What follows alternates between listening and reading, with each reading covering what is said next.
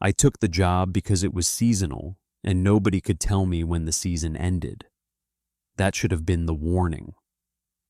The posting said overnight security, cash payment, minimal duties.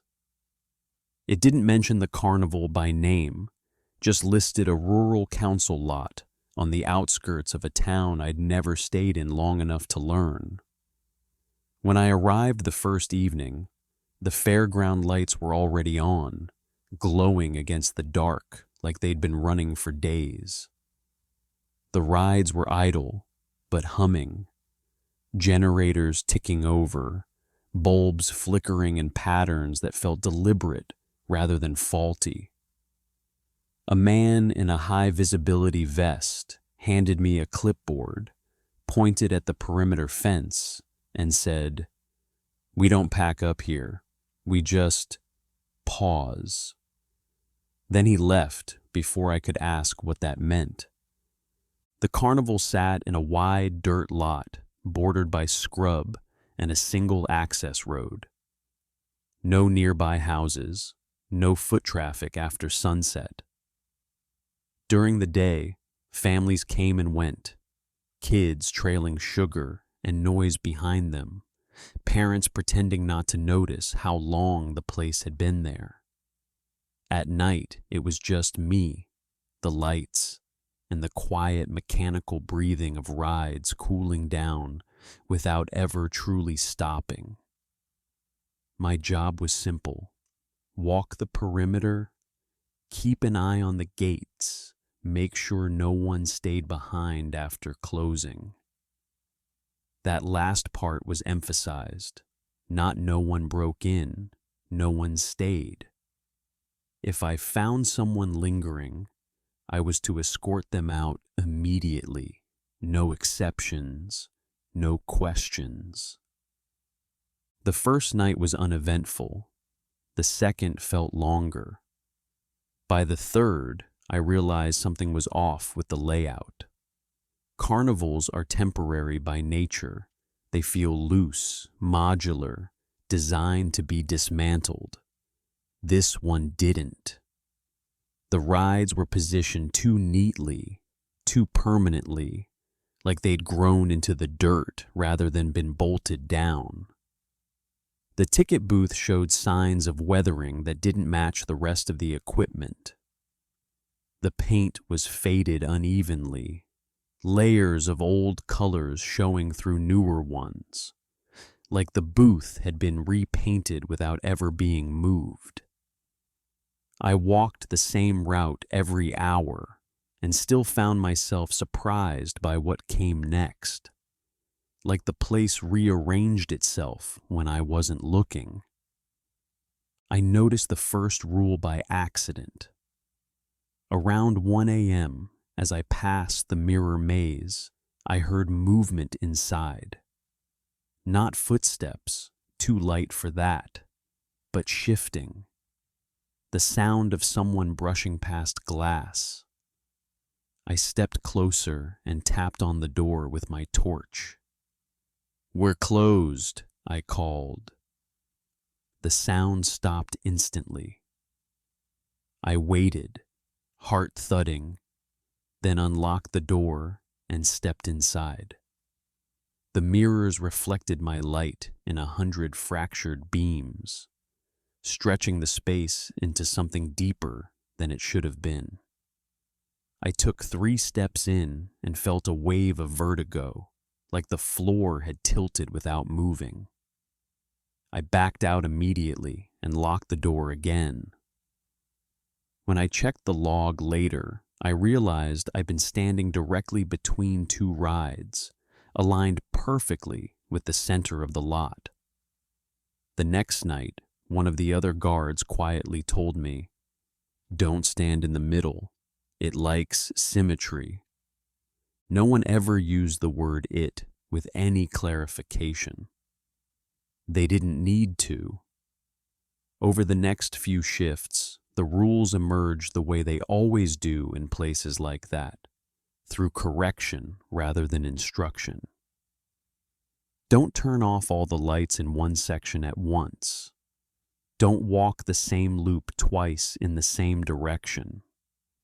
Don't enter attractions alone after midnight.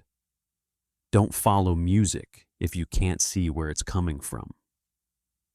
The rides didn't run at night, but sometimes the calliope started playing softly on its own, a warped melody drifting across the lot with no obvious source.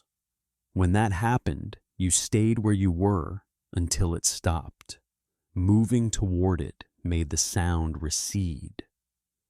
Moving away made it louder. The carnival never packed up. I started to understand what that meant after a week on the job. Temporary carnivals leave signs when they're about to move on, trailers lining up, rides disassembled, cables coiled. This one didn't. Supplies arrived in small, unmarked trucks at irregular hours. Broken bulbs were replaced. Worn paint was touched up. The place was maintained, not dismantled. It didn't travel. It reappeared. I overheard two locals talking during the day, one saying he remembered the carnival coming through when he was a kid, the other insisting it hadn't been there that long.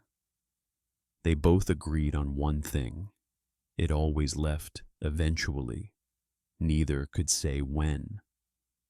Things escalated the night I found a prize stall still operating after closing.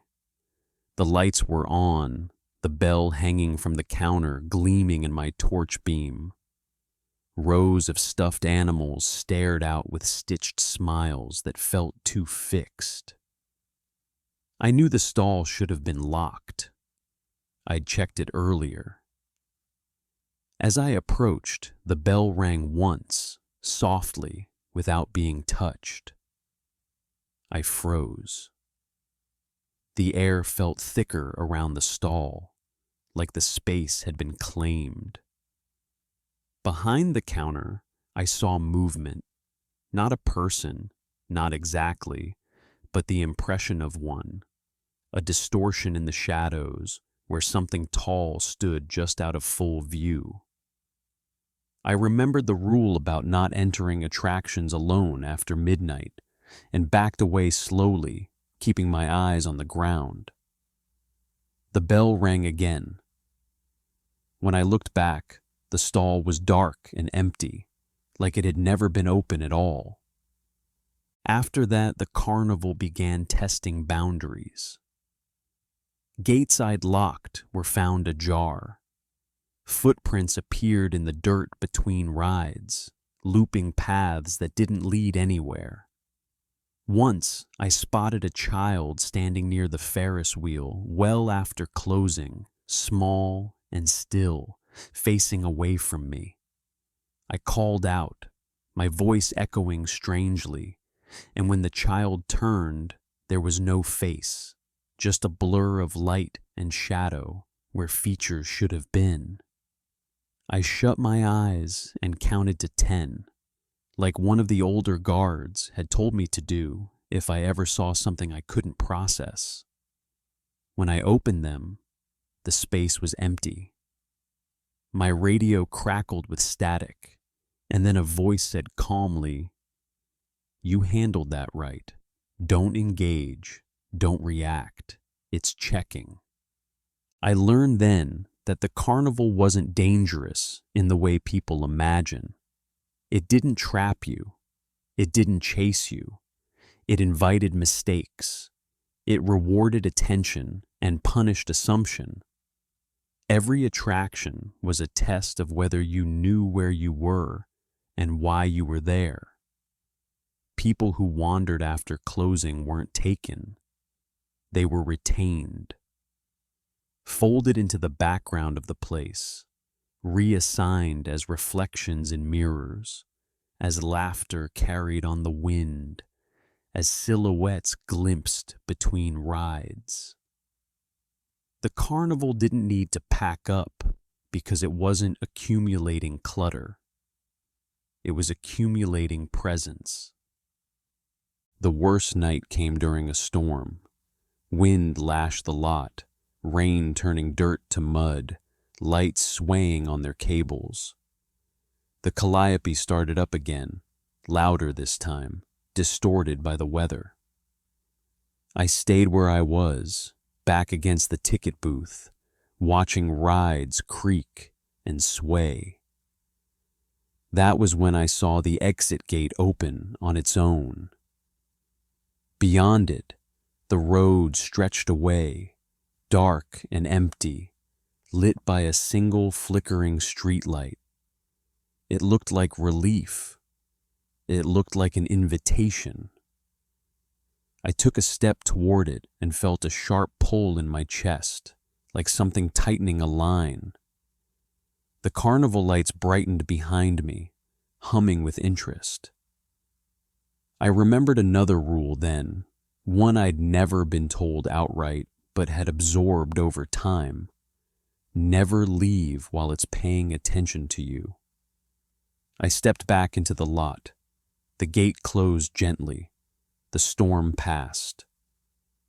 I quit the next morning, or tried to. When I told the supervisor I was done, he nodded like he'd expected it. "You lasted longer than most," he said. "Just don't talk about it like it's gone." He didn't threaten me. He didn't need to. I drove away at dawn, checking my mirrors compulsively, half expecting to see lights rising in the distance. The lot was empty behind me, just dirt and scrub. No rides, no booths, no fence. Like nothing had ever been there. But sometimes, late at night, when I hear distant music I can't place, or see lights flickering in a field that should be dark, I feel that same pressure in my chest, that sense of being noticed. Carnivals aren't supposed to stay. They're meant to arrive, dazzle, and disappear. The one I worked at understood that rule better than anyone. It never packed up. It just waited until someone else did.